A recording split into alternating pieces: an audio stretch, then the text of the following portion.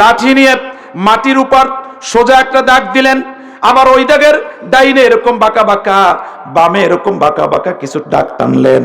সাহাবীরা জিজ্ঞাসা করলেন, ইয়া রাসূলুল্লাহ, ইয়া হাবিবাল্লাহ, বুঝলাম না কেন এটা করলেন। একটা টান আপনি সোজা দিলেন, তার ডাইনে কতগুলো বাঁকা, বামে কতগুলো বাঁকা, এর কারণ কি?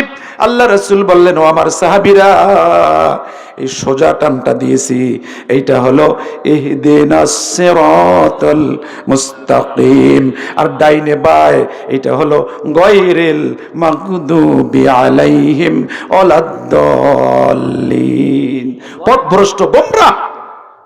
এটা হলো ডাইনে বায়, আর সোজাটা ইহদিনাস সিরাতাল মুস্তাকিম। সুবহানাল্লাহ, একটাই সোজা পথ। কয়টা? একটা। সুতরাং দুদুল্যমান অবস্থা থাকার কোনো সুযোগ নাই। আপনি এদিকেও থাকবেন, ওদিকেও থাকবেন, মুযাবযাবিনা বাইনা যালিকা, লা ইলাহা হাউলাই ওয়া লা ইলাহা হাউলা, মানে আপনার কোনো দিকই হবে না। দুই নৌকায় যদি পাড়া দেন তো কি হবে? দুই দিক নৌকা সরে যাবে, আপনি মাঝখানে পানিতে পড়ে যাবেন। কথা বলেন ঠিক কিনা? একমুখী হতে হবে। হয় আপনি কোরআন বুঝবেন, কোরআন মানবেন, মুসলমান দাবি করবেন, সব তাগুতকে ছেড়ে দিবেন, আর না হয় আপনি স্পষ্ট হয়ে যান আপনি কি তাওহীদবাদী না আপনি শিরকবাদী, আর স্পষ্ট হয়ে যান। অন্ধকারে থাকেন না, অন্ধকারে থাকা যাবে না। যাবে? যাবে না। যে আমার জাহেলিয়াতের চোখ দিয়ে, কুফরির চোখ দিয়ে, শিরকের চোখ দিয়ে নবীকে হত্যা করতে গিয়েছিল, সে ওমর যখন কোরআন শুনলো, কি শুনলো? যখন কোরআন শুনলো, কোরআনের দিলের ভিতরে কোরআন বুঝলো, কোরআনের যে আলো, এই আলো যখন তার হৃদয়ের ভিতরে চমকালো, তখন কি হলো? বিপরীত হয়ে গেছে। সুবহানাল্লাহ। তখন সে আবু জাহেল, উতবা, সাইবা, মুগীরা, তারা হয়ে গেছে ওমরের কাছে শত্রু, আর নবী মুহাম্মদ হয়ে গেছে সবচাইতে চরম বন্ধু। সুবহানাল্লাহ। কারণ আল্লাহ বলছেন, ওয়ালা তাস্তাবিল হাসানাতু ওয়ালা সাইয়্যা ইদফা বিল্লাতি হিয়া আহসান ফাইজাল্লাযী বাইনাকা ওয়া বাইনাহু আদাওয়াতুন কান্নাহু ওয়ালিয়্যুন হামীম। আল্লাহু আকবার। আল্লাহ বলছেন, ওয়ালা তাস্তাবিল হাসানাতু ওয়ালা সাইয়্যা। হে নবী, আপনি বলে দিন না মানুষকে, সাইয়্যা আর হাসানা মানে ভালো আর মন্দ, সত্য আর মিথ্যা, ন্যায় আর অন্যায়, এই দুইটা কখনো এক না। উত্তম আর অনুত্তম এটা কি এক? হাল ইয়াস্তাবিল আমা ওয়াল বাসীর। আল্লাহ বলেন, যার চোখ আছে আর যার চোখ নাই, অন্ধ, দুই ব্যক্তি কিনা সমান না।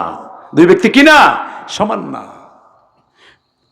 আমা ইয়াস্তাবিল আমা ওয়াল বাসীর, যে জানে আর যে জানে না, যার চোখ আছে যার চোখ নাই, দুই ব্যক্তি সমান না। ভাইরা আমার, এইজন্য আপনাদেরকে কোরআন ভালো করে বুঝতে হবে, কোরআনের হেদায়েত গ্রহণ করতে হবে, তাহলেই কেবল আপনি চূড়ান্ত হেদায়েত পাবেন। আল্লাহ কি বলছেন? আমরা সব ঈমানদার না? ঈমানদার তো? ঈমানদার কে কে ঈমানদার? হাত জাগান, লিল্লাহি তাকবীর। আল্লাহ তুমি কবুল করো। কিন্তু এইবার একটা পরীক্ষা দিব, দেখি এই পরীক্ষায় কারা কারা ঈমানদার থাকবেন আপনি বুঝে নেবেন। আল্লাহ বলছেন, ফামাই ইয়াকফুর বিত্তাগুত ওয়া ইউমিন বিল্লাহ। খেয়াল করেন কি বলছেন? আবার বলছেন, ওয়ালাকাদ বাসনা ফি কুল্লি উম্মাতির রাসূল আন ইয়াবুদুল্লাহ ওয়াজতানিবুত তাগুত। আল্লাহ বলছেন, আমি পৃথিবীর সমগ্র জাতির জন্য, কওমের জন্য, সমস্ত ভূখণ্ডের জন্য আমি নবী পাঠিয়েছি, রাসূল পাঠিয়েছি। সুবহানাল্লাহ। প্রত্যেক নবী রাসূল এই কথা বলেছে কি? আন ইয়াবুদুল্লাহ, তোমরা আল্লাহর গোলামি করো। কার গোলামি? কার গোলামি? জোরে বলেন, কার গোলামি? আর ওয়াজতানিবুত তাগুত, তাগুতকে পরিহার করো, বর্জন করো।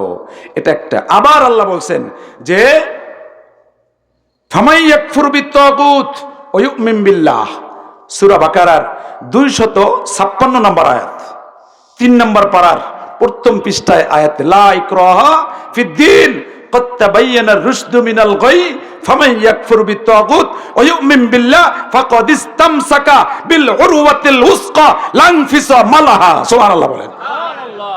আল্লাহর কথা সত্য না আমাদের কথা সত্য? কারটা সত্য? আল্লাহরটা সত্য। সুবহানাল্লাহ। বুঝতেও চাই না, এটা মানতেও চাই না। এজন্য ভাইরা আমার, আপনি যত সময় পর্যন্ত কোরআনের হেদায়েত দিয়ে যদি না চলেন, তত সময় পর্যন্ত কোরআনের বিধান আপনার ভালো লাগবে না। কারণ আপনার অন্তরের উপর মোহর মারা, কানের উপর মোহর মারা, চোখের উপর আবরণ। কিছু লোক আছে দেখবেন, চোখ দুটা মনে হয় খুব ভালো, কিন্তু পর্দা পড়ে আছে, রাত কানা আছে না, ও আসলে কিছুই দেখে না।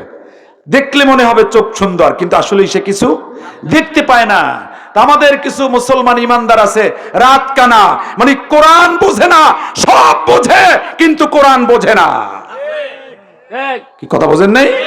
কোরআন বোঝে না, নামাজে কোরআন বোঝে, সমাজে কোরআন বোঝে না, রোজায় কোরআন বোঝে, রাষ্ট্র পরিচালনায় কোরআন বোঝে না।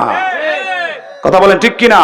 কিন্তু আল্লাহ কি বলছেন দেখেন, ইয়া দাউদ, প্রথম রসুলকে হযরত দাউদ নবী, সুলাইমানের বাবা, সুবহানাল্লাহ, হযরত সুলাইমানের বাবা। পৃথিবীতে একজন নবী, সুবহানাল্লাহ, সুলাইমান, যে রাজার পুত্র, মানে নবীর পুত্র নবী, আবার বাদশার পুত্র বাদশা, সুবহানাল্লাহ।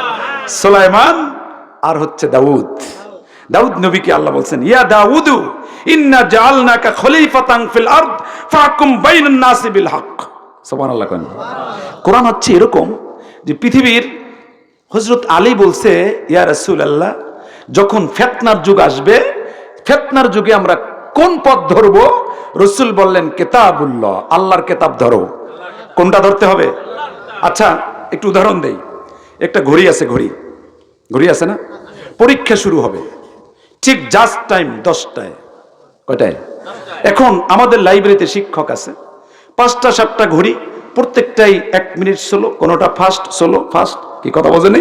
10টা। এখন এজামশন করবে কিভাবে? ঠিক 10টা বুঝবে কি করে?